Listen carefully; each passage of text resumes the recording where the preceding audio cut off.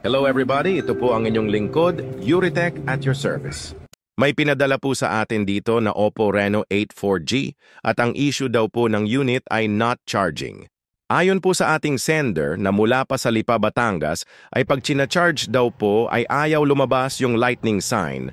Tapos sobrang bagal mag-charge, kailangan pa raw magdamag pa i-charge bago ma-full.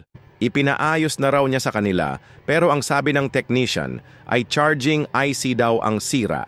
Kaya ang una ko pong ginawa ay SOP po muna. Chinek ko po ang mga basic na i-check at dito'y napansin ko pong may lead na ang charging flex, indication na sinubukan na nga rin nilang gawin. At kapag magdadiagnose po kayo ng mga not charging issue ay ang una nyo pong i-check ay ang inyong charger, cable at ang charging flex. At kung makikita nyo po dito ay sinukat ko po ang positive line ng charging flex gamit ang multimeter upang alamin kung may makikita po ba tayong 5 volts dahil kung wala ay posible na ang sira ay nasa charging flex, cable, charging port o sa mismong charger natin. At dahil meron naman po tayong nakitang 5 volts ay it means na nasa board ang may problema. At kapag na-confirm na po natin na wala sa mga basic parts ang problema, ay dito na po tayo magsisimula sa logic board. At ako po ay ang ginagawa ko ay tinitrace ko po ang linya ng positive line from charging flex to charging IC. In that way po kasi ay malalaman natin kung may issue ba ang 5 volts line sa mga dinadaanan niyang component. By using board view diagram, ay makikita po natin ang complete route ng 5 volts charging line. Because of this diagram, ay malalaman po natin kung saan po tayo magte-test. Kung makikita nyo po dito ay tinitest ko na po yung ating test point na capacitor.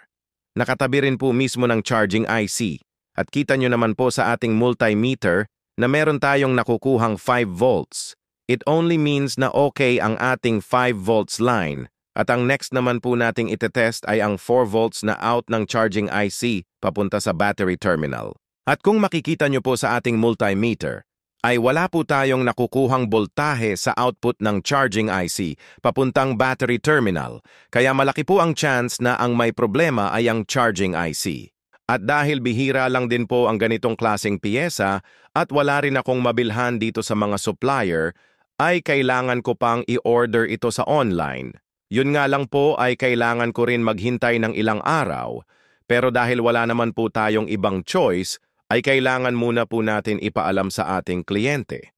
Ang mahalaga po ay nalaman na natin ang sira at waiting na lang tayo sa desisyon ng ating customer.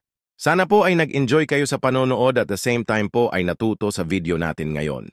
Ako nga po pala ang inyong lingkod Euritech at your service. Antabayanan po ninyo ang mga susunod ko pang video na bukod sa kaaya-ayang panoorin ay kapupulutan pa ng kaalaman.